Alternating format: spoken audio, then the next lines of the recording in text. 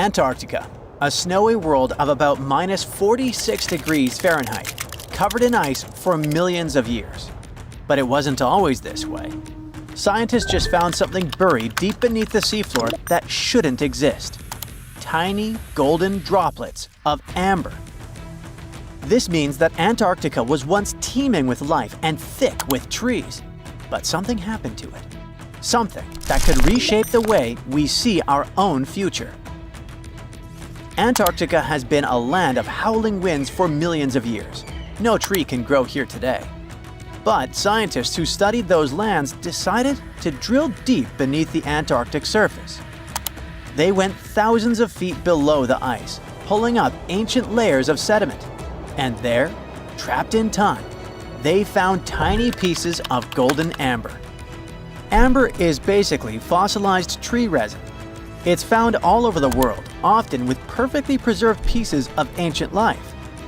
Insects trapped mid-flight, pollen frozen in time.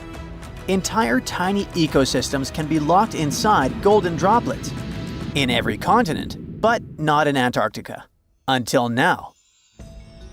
They discovered tiny specks from 0.5 to 1 millimeter in size, smaller than a grain of sand, but with huge significance. This droplet had once oozed from the bark of a tree about 90 million years ago. What's even wilder, amber is only produced by certain types of trees, the ones that grow in humid, temperate rainforests and jungles. That's when the realization hit. Antarctica used to be a rainforest. Those tiny flecks of amber, clearly seen only under a microscope, tell us a vivid story of a living and breathing ecosystem.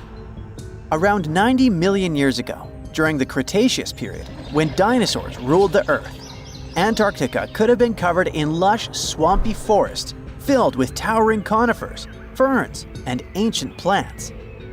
Some of the fragments showed signs of damage. That means the trees that produced them had been injured, perhaps by wildfires or parasites. Though despite that, and despite the fact it spent millions of years on the seafloor, this amber was almost perfectly preserved. Solid, transparent, and free of cracks. Normally, amber buried under extreme pressure and heat just crashes over time. But this piece, it survived. That means other pieces could survive as well, and we might find more of them on the ocean floor. But this wasn't the first sign that Antarctica had once been a different place entirely. It started in 2017. A team of scientists drilled deep into the seabed near Pine Island Glacier on Antarctica's west coast.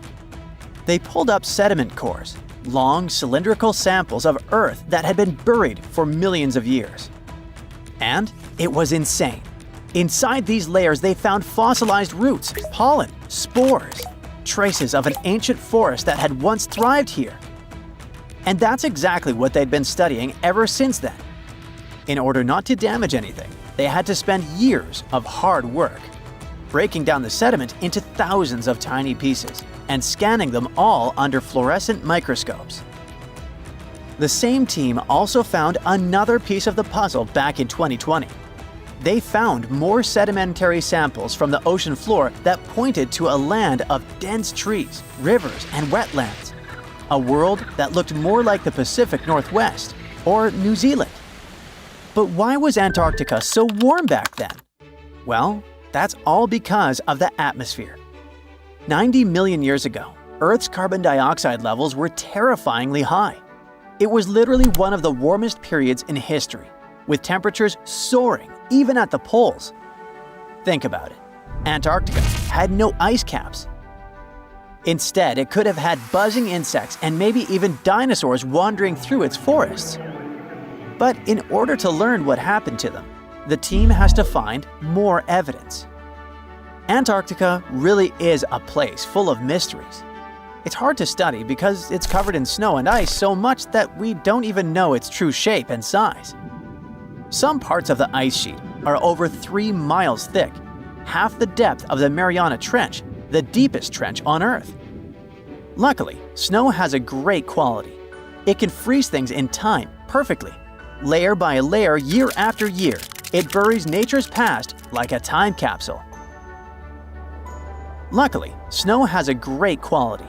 It can freeze things in time perfectly. Layer by layer, year after year, it buries nature's past like a time capsule. At first, fresh snow is soft and shifts easily in the wind, full of air. But as more snow piles on top, it compresses, squeezing out the air pockets and hardening into dense ice. This freezing pressure locks everything inside. It traps ancient plants, animals, and even entire landscapes.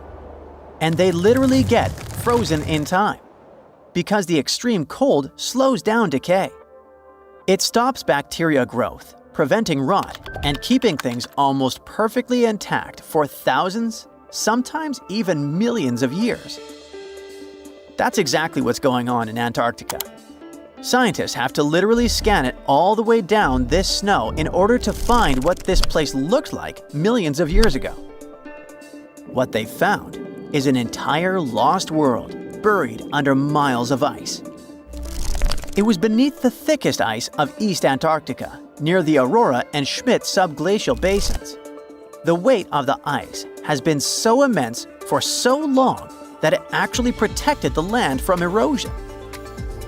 Scientists call it the ghost of Antarctica's landscape, and it's nothing like the smooth, flat wasteland seen from above.